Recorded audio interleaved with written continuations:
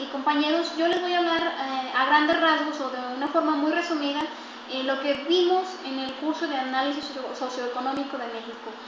Y pues en este hablamos de la crisis económica y sus repercusiones que tuvieron en la ciudadanía en aquel entonces.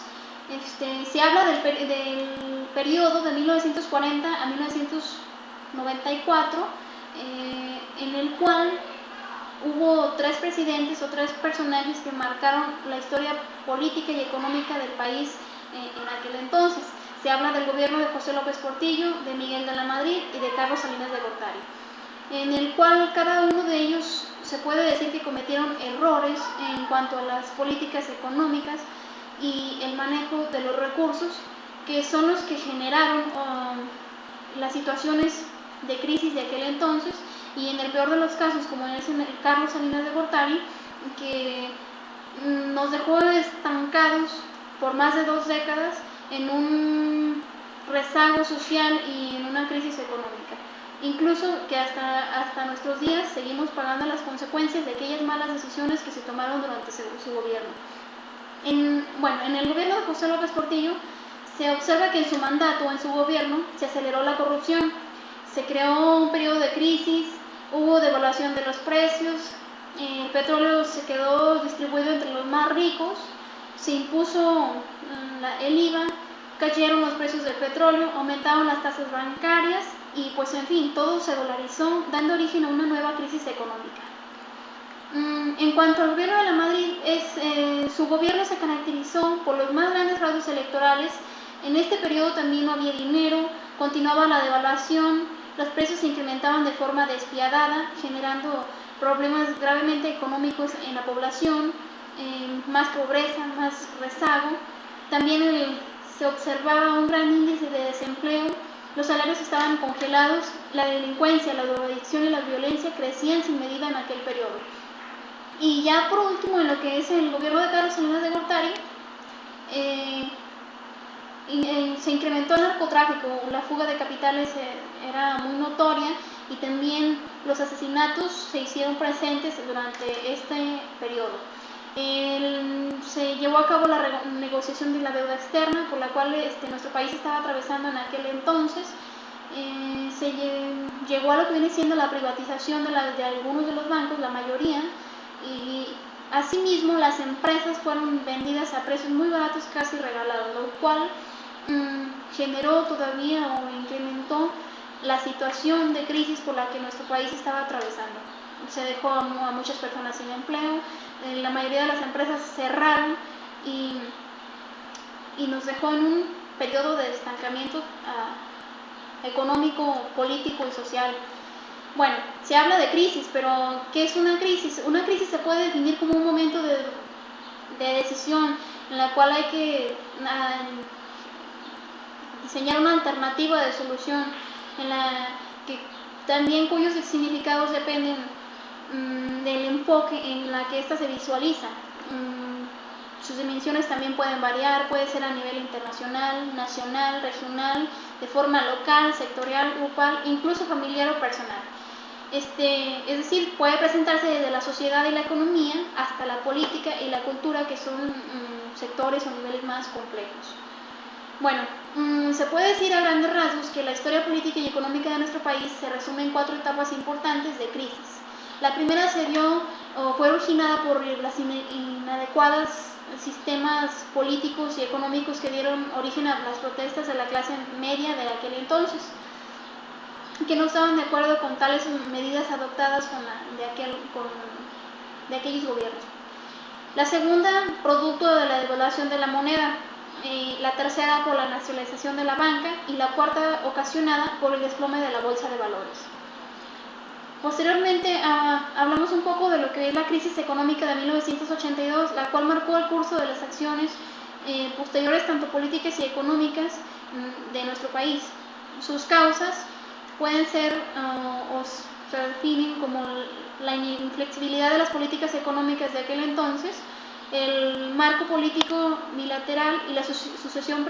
presidencial que se llevó a cabo, el gran rezago de los esquemas y métodos utilizados en el país para la medición de la economía, la estrategia de desarrollo centrada en un crecimiento acelerado que, lejos de solucionar los problemas, agudizó y arrastró al gobierno y a las empresas a una crisis más profunda, que es lo que anteriormente mencionaba, que en vez de fomentar el desarrollo de las empresas, se vendieron y casi se regalaron estas, dejando al país en un periodo de mayor estancamiento. Se puede decir también que este periodo se caracteriza por la crisis intelectual, el atraso cultural, social y político de nuestros gobernantes. Todos estos periodos, si observamos, tuvieron grandes fallas o errores en cuanto a las políticas, ya que esto también inicia un uso inadecuado y un mal manejo de los recursos. Es claro que por encima de los intereses del pueblo estaban sus intereses, sobre todo en el caso de Carlos Salinas de Gortari, y pues también esto sumado a la influencia del contexto internacional sobre nuestra economía y la incapacidad de los métodos económicos para enfrentar la crisis de aquellos años, son los que hasta el día de hoy mantienen a nuestro país en una situación de rezago y crisis. Bueno, pues posteriormente hay otra etapa, que es la nacionalización de la banca. Esta se caracteriza por la elevación de las tasas de interés y por tanto el incremento del déficit. Se puede considerar la primera causa de la crisis económica y esta de la nacionalización de la banca mexicana. La banca mexicana fue nacionalizada por José López Portillo, y se puede decir que los sucesos que llevaron o originaron a tomar estas decisiones fue la crisis económica en la que el país se encontraba, y pues sobre todo la idea de frenar la fuga de capitales que se estaba presentando en aquel entonces. La mala decisión, considero que fue tomada por Miguel de la Madrid, de no devaluar el tipo de cambio y al contrario elevar los aranceles, es lo que da origen al incremento excesivo de la deuda, y pues con ello se desató una crisis económica más fuerte. La crisis de 1987 y sus repercusiones sociales también fueron analizadas en este curso, y se puede decir que esta fue una de las crisis más fuertes que ha sufrido en nuestro país. Sus causas van desde la mala especulación de sus inversionistas hasta la falta de liquidez del mercado de aquella época. Los inversionistas se considera que tomaron malas decisiones o una decisión apresurada, pues estos se dieron cuenta de que la banca mexicana estaba en declive o iba en declive, y pues inmediatamente pusieron a la venta sus acciones, lo cual fue lo que agudizó esta crisis. Se considera que esta crisis y el incremento de la inflación fue un resultado en gran medida de, como ya lo mencionaba anteriormente con la crisis anterior, fue la rigidez económica del país que estaba viviendo en aquel entonces. Una inflexibilidad en sus políticas tanto económicas y políticas que se estaban viviendo. Otros factores que contribuyeron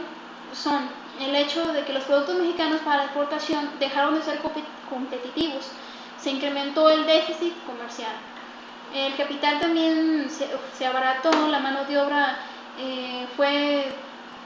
en gran medida sustituida por la implementación de la maquinaria, y pues también otro factor relevante en este periodo es el abandono por el que estaba atravesando el campo mexicano. Bueno, con todos estos factores que acabo de mencionar, el empleo, la distribución de la riqueza, las finanzas empezaron a deteriorarse, pues desatándose con esto un periodo de crisis e inflación que ocasionó una guerra entre los precios y los salarios. Es decir, muchas de las veces, o en muchas de las familias mexicanas, los precios sobrepasaban incluso a los salarios, no se alcanzaba ni a cubrir las necesidades básicas de alimentación, salud, y esto más tarde se tradujo en un juego en el que cada quien lucha por sus propios intereses. Aquí empezó a sobrevivir el más fuerte, el que más poder tiene, y esto destata una gran desigualdad social en nuestro país. Como consecuencia también de la crisis, se fracturaron las alianzas políticas que en aquel entonces se habían logrado y que pues habían llegado a constituir una política económica negociada, provocando aún más inestabilidad económica en el país. Bueno, posteriormente, cuando se observan estos periodos, estas épocas de crisis o estas tres crisis de las que se habló anteriormente, surgen lo que son los proyectos de recuperación nacional, que son ideados por el gobierno con el fin de en cierto grado, disminuir la falta de aceptación o la falta de confianza de parte del pueblo, y como un medio de solución a la crisis o a la pobreza que se estaba enfrentando en aquel entonces. Uno de estos proyectos de recuperación nacional es el Pacto de Solidaridad Económica, que pues a consideración propia considero que una buena estrategia para la recuperación del país en aquel entonces, porque pues aún en un principio logró estabilizar la economía del país y pues fortalecerla. Se logró controlar un poco la inflación con la implementación de este pacto y pues las tasas de intereses empezaron a bajar, el crecimiento económico se restableció y pues en cierta medida concedió cierta certidumbre al tipo de cambio, a los salarios y a los precios, logrando con esto recuperar la confianza de la sociedad con respecto a la política económica de aquel entonces. Sin embargo, también se cometieron algunos errores en cuanto a la política de reducción del gasto público y contención salarial de este pacto. Por ejemplo, había una fuerte contención de la demanda, lo que contrajo violentamente el mercado interno y provocó la caída de las ventas, ocasionando la descapitalización y la quiebra de muchas empresas, afectando aún más la estabilidad económica de nuestro país. También en cuanto a la apertura comercial en el exterior, tuvo efectos negativos este pacto en la economía interna, puesto que la competencia desplazó a muchas empresas, es decir, las empresas mexicanas no contaban con el nivel tecnológico y los recursos financieros para competir con las empresas extranjeras. Las exportaciones tampoco tuvieron los resultados esperados debido a la incapacidad industrial del sector para impulsar al crecimiento y a la escasez de los recursos financieros y tecnológicos. También otro error que se tuvo fue en cuanto al manejo del tipo de cambio. Bueno, como lo he venido mencionando, se hace notable o se hace presente la carencia de lo que viene siendo la inteligencia de parte de los gobiernos o de la búsqueda de soluciones precisas en cuanto a políticas económicas y sociales que den resultados efectivos o que busquen la generación de fuentes de ingresos para nuestro país y que impulsen con esto al desarrollo. Bueno, también hablamos de lo que es la crisis de 1994, que esta se produjo por causas tanto macroeconómicas como microeconómicas. En cuanto a las macroeconómicas, se habla de la inflación y la estrategia exportadora, que no dieron los resultados que se esperaba, y también el tipo de cambio, la balanza de pagos que tampoco funcionó al 100%, la estrategia contra la inflación que tampoco fue tan efectiva. Bueno, las causas microeconómicas es la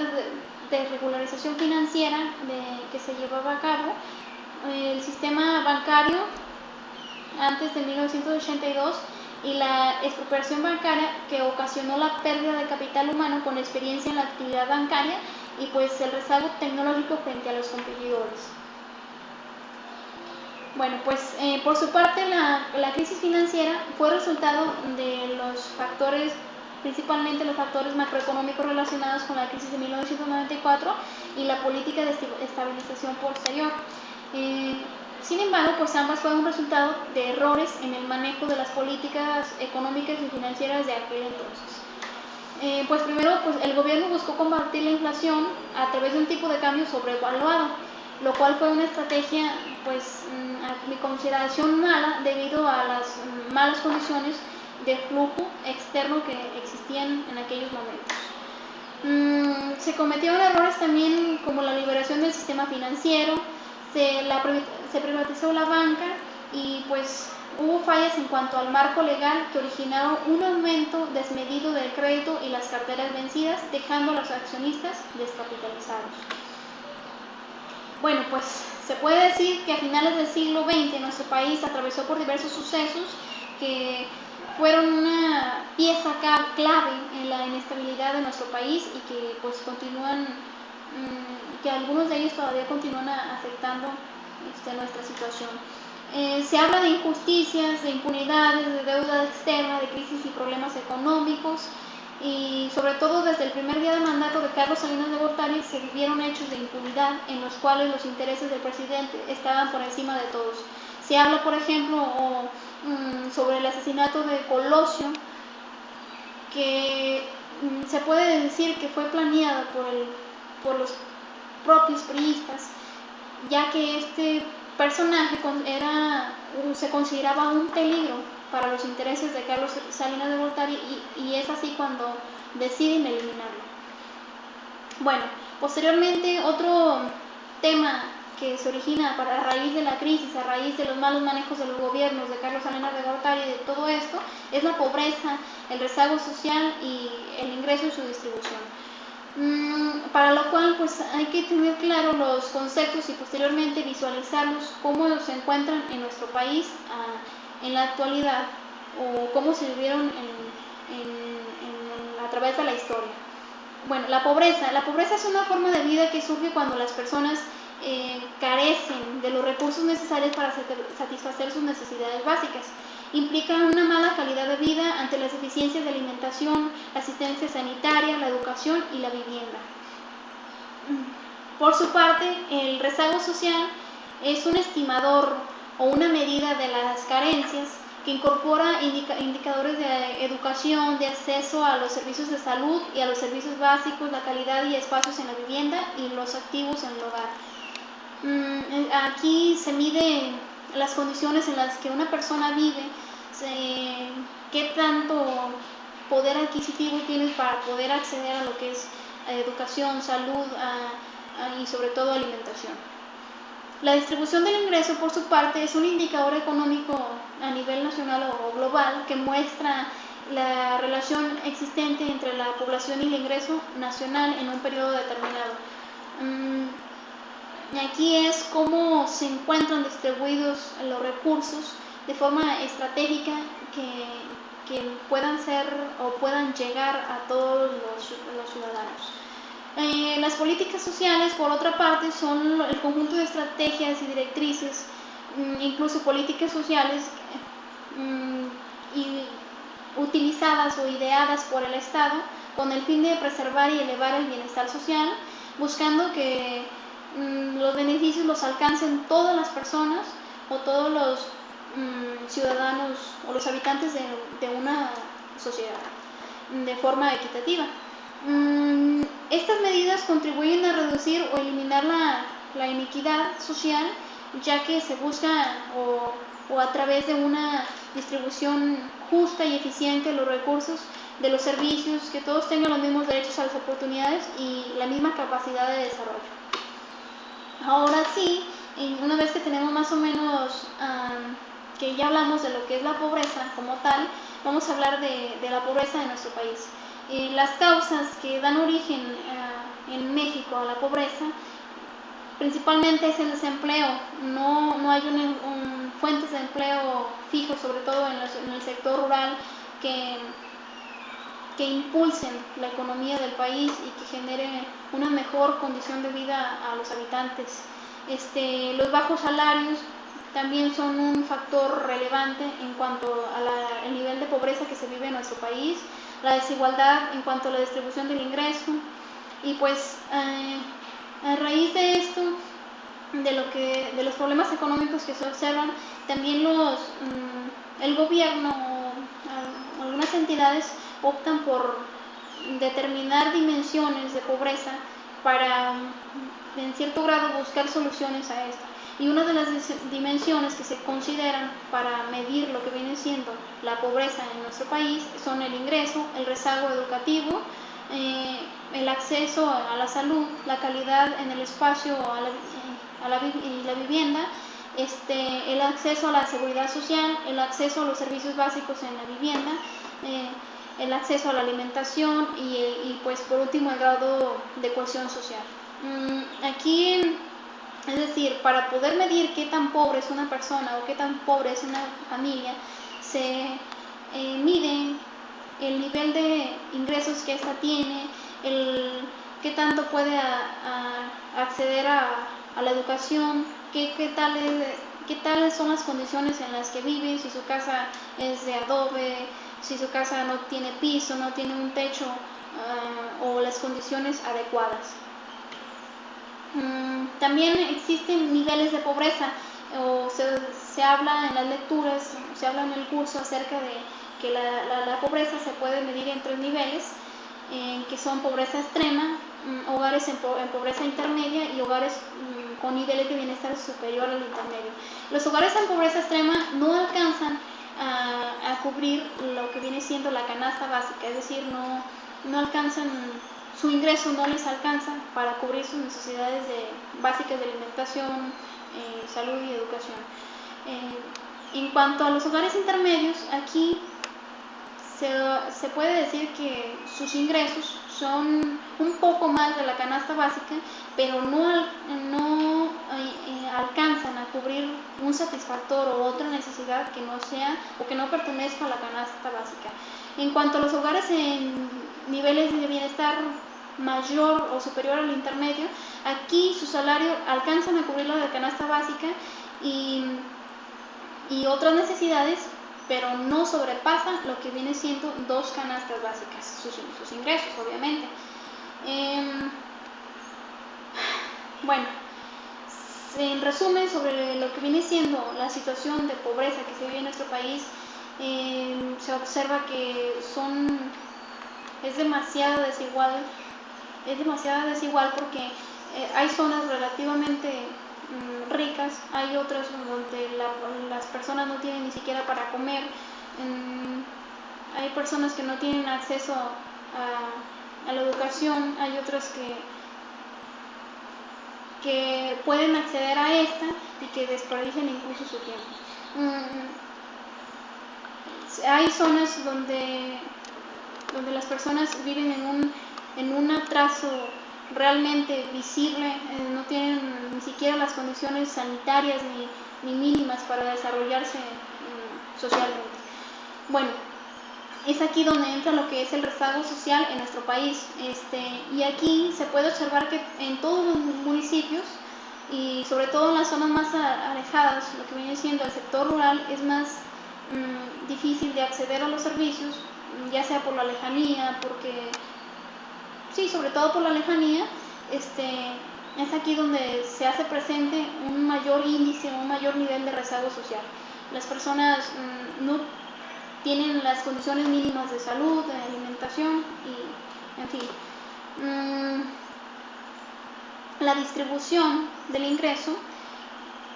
es aquí donde entra lo que viene siendo el papel de lo que es la justa distribución del ingreso y que debe de ser guiada, se puede decir, por el gobierno o impulsada, y sin embargo esto no es así, ya que existen muchísimas desigualdades. Como lo mencionaba, hay una pobreza urbana, pero hay un sector rural bastante pobre en el cual viven millones de campesinos que sobreviven con muy pocas posibilidades de desarrollo y con graves carencias en sus derechos sociales. Sus derechos sociales son violados, muchas veces no tienen ni para comer. Hay incluso zonas en las que los habitantes o los pequeños mueren de hambre, y es aquí como donde claramente se observa que no se lleva a cabo una distribución justa del ingreso, porque hay personas millonarias y hay otras que se encuentran en riqueza, y más de la mitad de la población que se encuentra en condiciones de gran pobreza. Pero ¿cómo podemos, aquí es donde resalta o donde cabe la participación tanto de la ciudadanía como del gobierno? Podemos buscar alternativas o cuestionarnos acerca de cómo debemos eliminar tales desigualdades. Y pues lo comenté durante el curso, lo comento ahora. Yo pienso que lo principal es identificar las causas de la gran desigualdad en la distribución del ingreso, así como también los elementos que influyen para que existan estas disparidades entre los mexicanos, y posteriormente a partir de ahí trabajar en cuanto al diseño de políticas públicas, sociales o de política económica de forma efectivas que se empleen con el fin de corregir y evitar tales desigualdades. ¿Qué son o cómo se llevan a cabo las políticas sociales en México? Pues las políticas en México se observa a lo largo de la historia que durante la gestión de los gobiernos se han implementado a través o por medio de programas de atención a la pobreza, muchos de los cuales pues sí han sido efectivos hasta cierto grado o sí han obtenido resultados, otros de los que no se han visto tales resultados o que los objetivos no son logrados de manera eficiente. Y pues el gobierno, con los cuales han tenido éxito, les han servido en gran medida pues, para disfrazar un poco la tal desigualdad y tal pobreza de la que anteriormente hemos estado hablando. Algunos de los ejemplos de estos programas son el PIDER, el SAN, el PRONASOL, la CONASUPO, la COPLAMAR, PROCAMPO, el programa de empleo temporal, Progresa, hoy mejor conocido como Oportunidades, que pues sí, son un medio, una manera de tener a la población con los ojos cerrados, se puede decir. Te retribuyen un poco, te dan algún tipo de ayuda económica, pero no se hace mucho por realmente eliminar las causas que dan origen a la pobreza o por generar una fuente de empleo o por impulsar el desarrollo del país. Y pues por último, uno de los temas muy importantes que se abarcaron fue también la justicia social. ¿Y qué es? Pues esta se refiere al reparto equitativo de los bienes sociales, al respeto de los derechos humanos, al desarrollo de la sociedad. Implica el compromiso de parte del Estado para compensar las desigualdades que surgen en la sociedad, y pues de esta manera las clases sociales más desfavorecidas puedan contar con oportunidades de desarrollo. Pero durante todo el curso y sobre todo en el último tema me surgió la necesidad de cuestionarme acerca de si existe justicia social en México, y lo he estado analizando sobre todo para este tema, y realmente considero que no, que hay una grave ausencia de justicia social que se ve reflejada en los siguientes ejemplos, principalmente en la pobreza, pues esta impide el acceso a todos los demás derechos fundamentales del ciudadano, la falta de empleo, la desigualdad del ingreso o la carencia de un salario suficiente para cubrir las necesidades básicas, y pues que al no contar con este ingreso nos sumergen en más nivel de pobreza, en más injusticia. Y pues por último la discriminación, que esta interfiere para que las personas puedan desarrollar su potencial en la sociedad. Y pues para finalizar recalco este nivel de injusticia en México, haciendo énfasis en que más de la mitad de los mexicanos viven en pobreza y más de 20 millones en pobreza extrema y sin acceso a oportunidades, son víctimas de desigualdad en cuanto a la tenencia de la riqueza social misma, que pues se traduce en limitaciones en cuanto al acceso a la educación y demás factores de desarrollo. Es aquí donde cabe resaltar el verdadero papel o la función del gobierno,